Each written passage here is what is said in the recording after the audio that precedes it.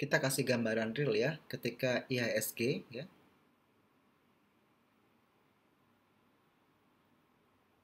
indeks harga saham gabungan ya. Jadi semua saham, misalkan ada 700-an saham di Bursa Efek Indonesia, itu ada namanya IHSG, indeks harga saham gabungan.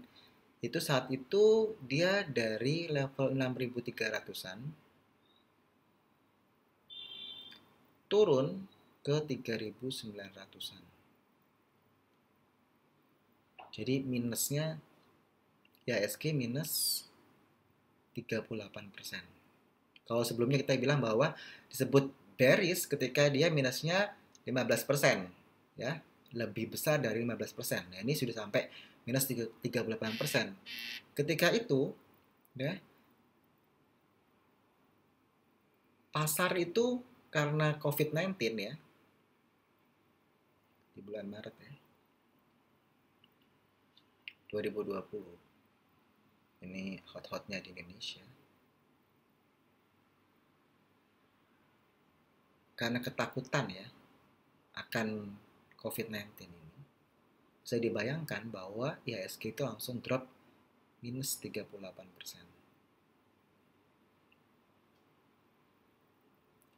Kita bilang ini market jadi bearish ya, pada fase bearish atau turun. Saya masih ingat di tanggal 9 Maret 2020. Ini teman-teman juga bisa cek di Instagram kita ya, di IG kita Saham Daily. Kayaknya kita ada posting nih. Itu 9 Maret itu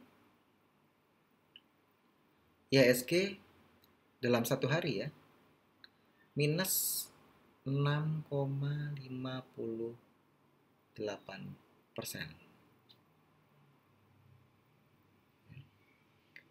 Jadi ini luar biasa ya, dimana IHSG minus di tanggal 9 Maret 2020, IHSG itu turun 6,58%.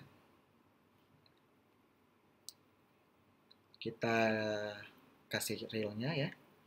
Ini saham, sebentar. Ini sahamnya. Ini saham. Ini harga saham per 30 Desember 2019. Lalu ini harga saham di tanggal 10 Maret 2020. Ini perubahannya ya. Perubahan harga saham.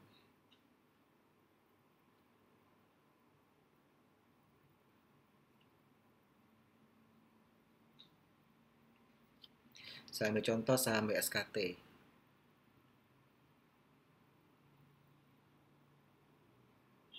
Itu harga sahamnya 1485. Lalu ini harga sahamnya 850. Turun ya. Ini minus 42,76%. Sebentar. Saya pakai eraser agak minus 42,76%. Caranya gimana ya? 850 dikurangi 1485 ya. Itu sama dengan minus 635 ya. Kita bagi dengan 1485. Kita kalikan 100%. Ya, itu caranya ya untuk tahu minusnya berapa. Lalu saham ADI ya, sektor konstruksi ya, ini masih itu 1175, ini 680 ya. Dropnya itu 42,13%. Lalu ada saham PTPP. Jadi kita lihat bahwa konstruksi ini sangat terpukul ya. Ini 1585. dia drop hingga 980. Jadi minus 38,17%. Lalu sama apa lagi ya? Kita lihat TINS ya. Timah ya. Mining. Ini dari harga 825. Ini kita ambil contoh beberapa ya. Dia drop ke 550. Tapi kalau hari ini sudah pada naik semua ya saham-saham ini. Minus 33,33%. Lalu Antam. Nah, ini menarik nih. Antam. Antam ini dari 840 ya. Dia turun hingga 575. Bahkan sempat ke 300-an ya kalau teman-teman perhatikan setelah tanggal 10 Maret. Lalu sekarang sudah 1.500, 1.900 gitu ya.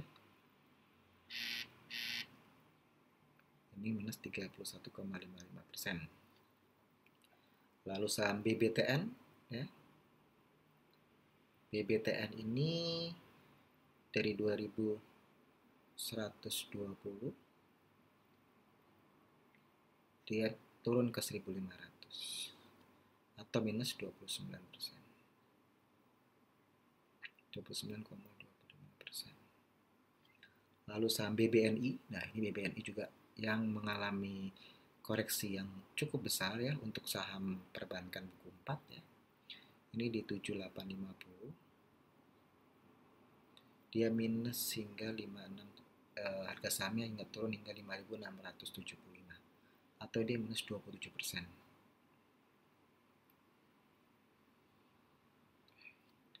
Lalu ada saham Wika, jadi masih di sektor konstruksi juga ya. Wika ini dia dari 1990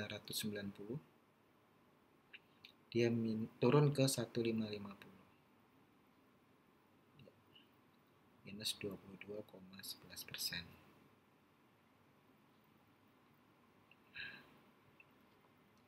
Lalu ada saham PTBA ya, tambang batubara ya, PTBA. Ini BUMN, dia dari 2660 ya, dia turun ke 2310. Ini dia turun minus 13,16%. Lalu JSMR ya, ini ruas jalan tol ya, 5175, dia turun ke 4.500 atau dia minus 13%.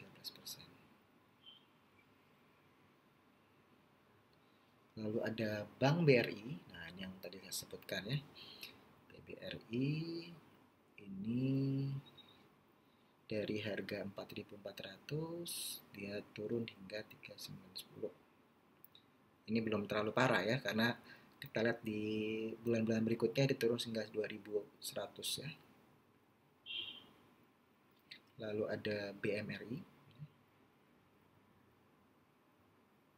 ini dia dari harga 7.675 dia turun ke 6.875 atau dia minus 10,42%.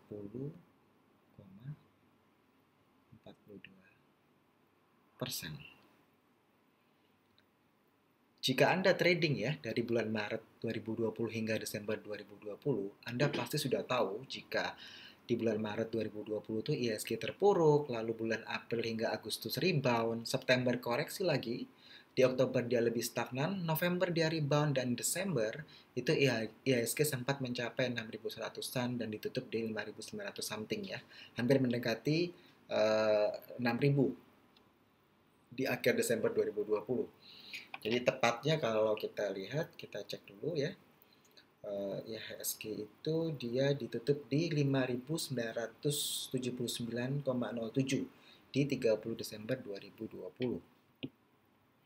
Dari beberapa hal ini kita bisa lihat bahwa memang money management itu penting ya. Kalau kebanyakan pemula yang baru masuk di dunia saham itu abai terhadap money management, bahkan dia nggak tahu money management itu apa. Nah, dengan teman-teman mengikuti sesi 1 ini di money management, harapannya kita teman-teman bisa memperoleh bekal gitu ya sebelum melakukan investasi maupun trading. Dari gambaran ini tadi ya, di mana IHSG turun 38% ketika COVID-19 melanda dunia ya, dan di Indonesia sendiri minus 38% IHSG-nya, bearish kita bilang. Kalau teman-teman melakukan strategi yang tepat, harusnya sudah cuan lebar ketika memasuki bulan November dan Desember 2020. Jadi, asalkan saham-saham yang teman-teman beli itu bukan saham-saham yang jelek kinerjanya, koreksi itu hanya sementara. Dan kita selalu optimis ya bahwa kondisi ekonomi itu ketika terkoreksi pasti juga akan kembali ke kondisi semula, bahkan bisa lebih baik dari kondisi semula.